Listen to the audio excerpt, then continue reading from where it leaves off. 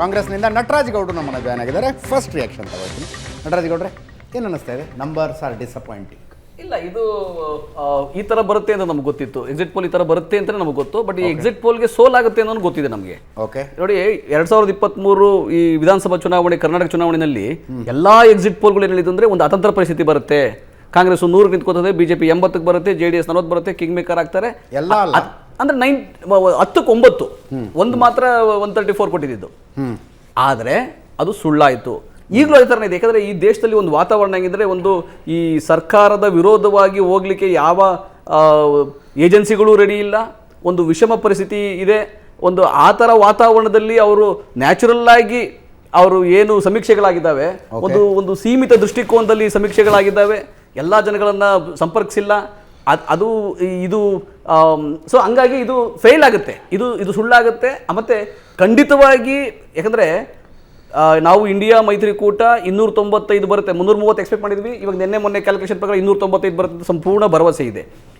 ನೀವು ಸ್ವಲ್ಪ ಲೇಟಾಗಿ ಜಾಯ್ನ್ ಆದ್ರಿ. ಸುಧೀಂದ್ರ ಅವರಿದ್ರು. ಸುಧೀಂದ್ರ ಅವರು ಹಿಂಗೆ ವಾದ ಮಾಡಿದಾಗ ನಾನು 2014 ಎಕ್ಸಿಟ್ ಪೋಲ್ ಏನೇನು ಹೇಳಿದ್ರು, ಅಂತಿಮ ಸಂಖ್ಯೆಗಳು ಏನು ಬಂದವು, 2019 ಯಾರ್ಯಾರು ಏನೇನು ಎಕ್ಸಿಟ್ ಪೋಲ್ ಏನು ಹೇಳಿದ್ರು, ಅಂತಿಮ ಸಂಖ್ಯೆಗಳು ಎಷ್ಟು ಬಂತು ಅಂತ ಹೇಳಿದೆ. ಕರೆಕ್ಟ್. 2014 ಬಿಜೆಪಿ ಏಕಾಂಗಿಯಾಗಿ ಅಧಿಕಾರಕ್ಕೆ ಬರುತ್ತೆ ಅಂತ ಹೇಳಿದ್ದು ಒಂದೇ ಒಂದು exit poll, correct, today's Chanakya. ಅದು ಬಿಟ್ಟರೆ ಉಳಿದವರೆಲ್ಲ ಒಂದು NDA ಮೈತ್ರಿಕೂಟಕ್ಕೂ ಬಹುಮತ ಬರೋದಿಲ್ಲ ಅಂದ್ರು, ಕೆಲವರು NDA ಮೈತ್ರಿಕೂಟಕ್ಕೆ ಬಹುಮತ ಬರಬಹುದು, UPA ಬರಲ್ಲ ಅಂತ ಹೇಳಿದ್ರು.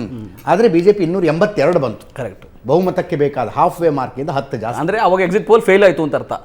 ಅವಾಗಿಂದ ಎಕ್ಸಿಟ್ ಪೋಲ್ ಒಂದೇ ಒಂದು ಮಾತ್ರ. ಅವಾಗ್ಲೂ ಹಿಂಗೆ ಅಂದ್ರೆ ನೀವು ಇಷ್ಟು ಬರಕ್ ಸಾಧ್ಯನೇ ಇಲ್ಲ, ಮತ್ತೊಮ್ಮೆ ನಾವು ಅಧಿಕಾರಕ್ಕೆ ಬರ್ತೀವಿ, ಮತ್ತೊಮ್ಮೆ UP ಅಧಿಕಾರಕ್ಕೆ ಬರ್ತೀವಿ ಅಂತ. 2019 ಎಕ್ಸಿಟ್ ಪೋಲ್ಗಳನ್ನು ಒಪ್ಕೊಂಡಿದ್ರ? ಇಲ್ಲ, ಕರೆಕ್ಟ್ ಮಾಡಿದ್ದಾರೆ. 2019 ಚುನಾವಣೆ ವಾತಾವರಣ ಕೆಟ್ಟೋಗಿತ್ತು ಬಿಡಿ. ಅದು ಪುಲ್ವಾಮಾ ಮೇಲೆ ಚುನಾವಣೆ ನಡೆಯಿತು, ದೇಶಭಕ್ತಿ ಬೇರೆ ಬೇರೆ ತರದಲ್ಲಿ ಬಾಲಾಕೋಟ್ ಅಂತ ಹೇಳಿ ಮೋದಿ ಅವರು ದೇಶಭಕ್ತಿಯ ಮೇಲೆ ಚುನಾವಣೆ ನಡೆದ್ರೆ ಇಲ್ಲ ಹಂಗಲ್ಲ, ವಾತಾವರಣ ಕೆಟ್ಟಿತ್ತು. ಇಲ್ಲ, ಬಾಲಾಕೋಟು ಪುಲ್ವಾಮಾ ಹೆಸರಿನಲ್ಲಿ ಬೇರೆ ಯೋಧರ ಸಾವಿನ ಹೆಸರಲ್ಲಿ ಇವರು ಚುನಾವಣೆ ಮಾಡಿದ್ರು, ಅಲ್ಲಿ ಬೇರೆ ತರ ವಾತಾವರಣ ಇತ್ತು. ಆದರೆ 2014 ನಿಜವಾದ ನಮ್ದು ಸೋಲಾಗಿದೆ. 2024 ಈಗ ನಮ್ಗೆ 2014 ಕಾಂಗ್ರೆಸ್ ವಾತಾವರಣ ಇತ್ತು. 2019 ಎಕ್ಸಿಟ್ ಪೋಲ್ ಯಾರ್ಯಾರು ಏನೇನು ಹೇಳಿದ್ರು ಅಂತ ತೋರಿಸ್ತಾ ಇದೀವಿ ನೋಡಿ. ಅಲ್ಲಿ ಇಂಡಿಯಾ ಟುಡೇ, ಟುಡೇಸ್ ಚಾಣಕ್ಯ ಇಬ್ಬರೇ ಹೇಳಿದ್ದು.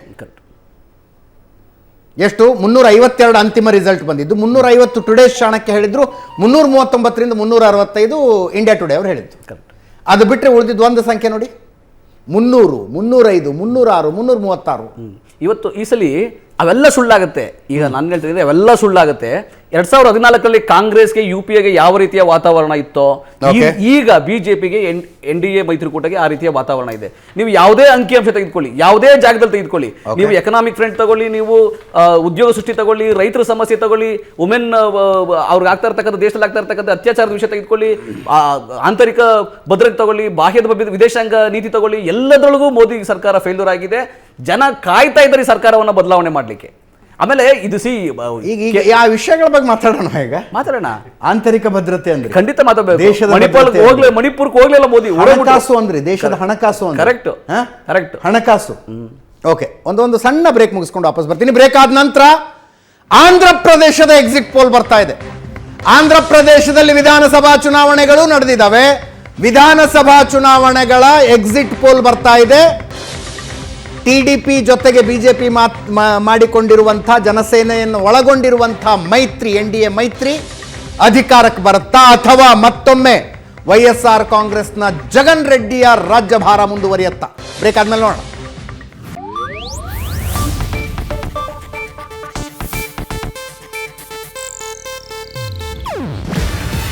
ಇದು ಏಷ್ಯಾನೆಟ್ ನ್ಯೂಸ್ ನೆಟ್ವರ್ಕ್ ಪ್ರಸ್ತುತಿ. ನೀವು ನೋಡ್ತಿದ್ದೀರಾ ಏಷ್ಯಾನೆಟ್ ಸುವರ್ಣ ನ್ಯೂಸ್.